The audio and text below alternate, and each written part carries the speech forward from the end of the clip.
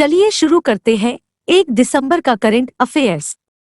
छठे BRICS film समारोह में धनुष ने जीता सर्वश्रेष्ठ अभिनेता का पुरस्कार। वयोवृद्ध अभिनेता धनुष को उनकी फिल्म असुरन के लिए ब्रिक्स फिल्म महोत्सव के छठे संस्करण में सर्वश्रेष्ठ अभिनेता का पुरस्कार मिला है। 6वां ब्रिक्स फिल्म महोत्सव भारत में 20 से 28 नवंबर 2021 तक गोवा में 52वें IFFI के साथ आयोजित किया गया था। अन्य विजेता सर्वश्रेष्ठ फिल्म दक्षिण अफ्रीकी फिल्म बराकत और रूसी film the sun up me never sets. सर्वश्रेष्ठ अभिनेता महिला Lara Boldorini on wheels Brazil के लिए। Special jury mention award a little red flower चीन के लिए निर्देशक यान हान। हर्षवंती बिष्ट को भारतीय पर्वतारोहण फाउंडेशन के अध्यक्ष के रूप में नियुक्त किया गया। प्रसिद्ध पर्वतारोही हर्षवंती बिष्ट 62 वर्ष को भारतीय पर्वतारोहण फाउंडेशन IMF की पहली महिला अध्यक्ष के रूप में चुना गया है। IMF के अध्यक्ष पद के लिए चुने जाने के लिए उसने कुल 107 वोटों में से 60 वोट जीते। उन्होंने 1981 में नंदा देवी शिखर पर चढ़ाई की, जिसके लिए उन्हें अर्जुन पुरस्कार से सम्मानित किया गया। IMF यह हिमालय में उच्च ऊंचाई पर पर्वतारोहण और रॉक क्लाइंबिंग अभियानों को व्यवस्थित और समर्थन करने के लिए एक शीर्ष राष्ट्रीय निकाय है। इसकी स्थापना 1958 में हुई थी। भारतीय रेलवे मणिपुर में दुनिया का सबसे ऊंचा पियर ब्रिज बनाएगा। भारतीय रेलवे मणिपुर राज्य में दुनिया के सबसे ऊंचे घाट रेलवे पुल का निर्माण कर रहा है। इसे 141 मीटर की ऊंचाई पर बनाया जा रहा है। वर्तमान में यूरोप में मोंटेनेग्रो में 139 मीटर ऊंचाई के साथ निर्मित मालारीजेका पुल का सबसे ऊंचा घाट पुल रिकॉर्ड है। मणिपुर में भारतीय रेलवे की महत्वाकांक्षी पुल परियोजना जिरीबाम इम्फाल रेलवे लाइन का हिस्सा है, जो ब्रॉडगेज लाइन का एक हिस्सा है। यह यात्रियों को 2.5 घंटे में 111 किलोमीटर की दूरी तय करने में सक्षम बनाएगा। एडमिरल आर हरि कुमार ने नौसेना स्टाफ के 25वें प्रमुख के रूप में पदभार ग्रहण किया। एडमिरल आर हरि कुमार ने नौसेना स्टाफ के 25वें प्रमुख के रूप में कार्यभार ग्रहण किया और नई दिल्ली में साउथ ब्लॉक लॉन में गार्ड ऑफ ऑनर प्राप्त किया। उन्होंने एडमिरल करमबीर सिंह का स्थान लिया। उन्हें 1 जनवरी 1983 को भारतीय नौसेना की कार्यकारी शाखा में नियुक्त किया गया था। अपनी 39 वर्षों की लंबी और विशिष्ट सेवा के दौरान उन्होंने विभिन्न कमांड, स्टाफ और निर्देशात्मक नियुक्तियों में काम किया है। पुरस्कार परम विशिष्ट सेवा पदक, अति विशिष्ट सेवा पदक, विशिष्ट सेवा पदक। पराग अग्रवाल ने ट्विटर के CEO के रूप में पदभार संभाला। भारतीय तकनीकी जादूगर पराग अग्रवाल ने अपने सहसंस्थापक CEO के जाने के बाद सोशल मीडिया प्लेटफॉर्म ट्विटर के CEO के रूप में पदभार ग्रहण किया। उन्होंने ट्विटर के सहसंस्थापक जैक डोर्सी की जगह ली, जो आगे बढ़ने से पहले संक्रमण में मदद करने के लिए 2022 में अपना कार्यकाल समाप्त होने तक ट्विटर के बोर्ड में काम करना जारी रखेंगे। पराग अग्रवाल IIT के पूर्व छात्र हैं और 2011 में ट्विटर से जुड़े और 2017 में CTO बने। ट्विटर का मुख्यालय San Francisco, US। Merriam Webster dictionary ने वैक्सीन को वर्ड ऑफ द ईयर 2021 घोषित किया। अमेरिकी प्रकाशन कंपनी मरियम वेबस्टर ने वैक्सीन शब्द को 2021 के लिए अपना वर्ड ऑफ द ईयर घोषित किया है। वैक्सीन शब्द में 2020 की तुलना में वर्ष के दौरान परिभाषा लुकअप में 601% की वृद्धि देखी गई।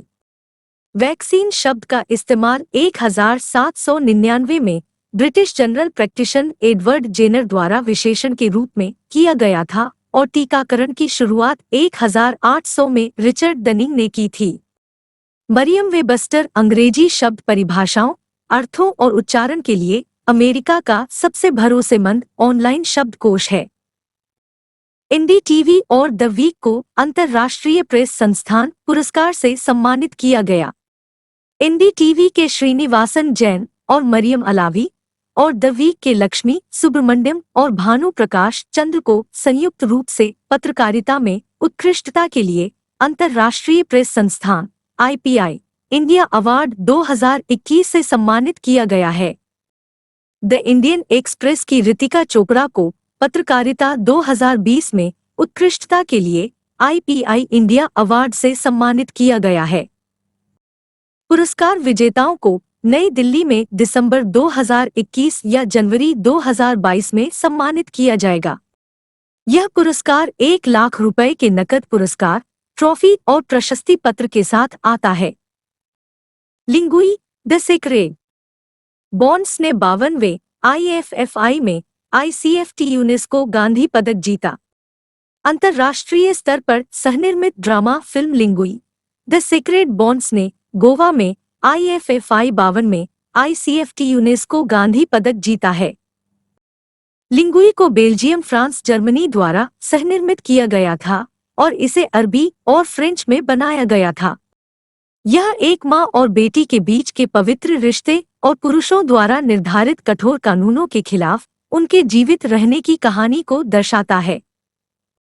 ICFT यूनेस्को गांधी पदक पुरस्कार यह IFFI फिल्म को दिया जाता है जो महात्मा गांधी के शांति, सहिष्णुता और अहिंसा के आदर्शों को सबसे अच्छी तरह दर्शाती है। जापानी फिल्म रिंग वांडरिंग को IFFI में मिला सर्वोच्च सम्मान। जापानी निर्देशक मसाकाजु कानेको की रिंग वांडरिंग ने भारतीय अंतर्राष्ट्रीय फिल्म महोत्सव IFFI गोवा के 52वें संस्करण में प्रतिष्ठित गोल्डन पीकॉक पुरस्कार जीता है। यह एक मजदूर और एक महत्वाकांक्षी मंगा कलाकार की कहानी को दर्शाता है जिसकी अपनी कला को पूरा करने के लिए हड्डियों की खोज से युद्ध के समय का पता चलता है।